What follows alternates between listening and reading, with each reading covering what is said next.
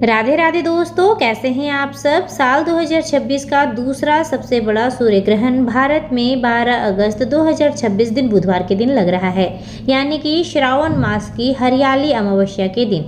बता दें आपको, जब चंद्रमा सूर्य और पृथ्वी के बीच में आ जाता है तब वह सूर्य की रोशनी को कुछ समय के लिए ढक देता है।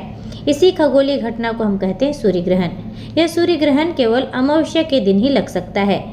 धार्मिक मत के अनुसार सूर्य ग्रहण तब लगता है जब राहु और केतु सूर्य को ग्रहण लगाते हैं, उसे ग्रसित करते हैं।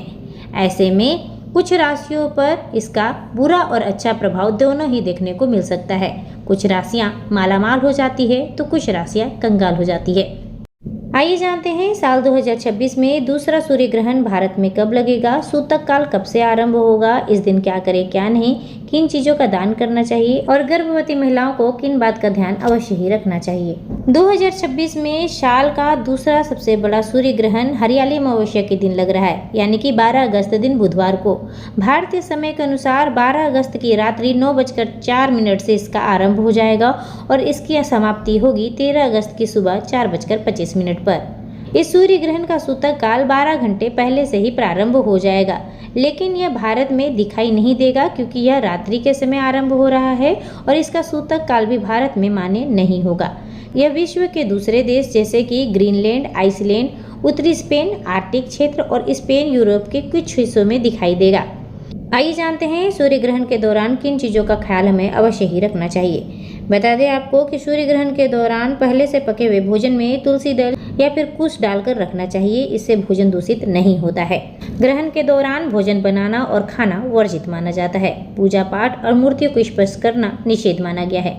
मंदिरों के पट बंद रखे जाते हैं। क्रोध, कलह और सोने से बचना चाहिए।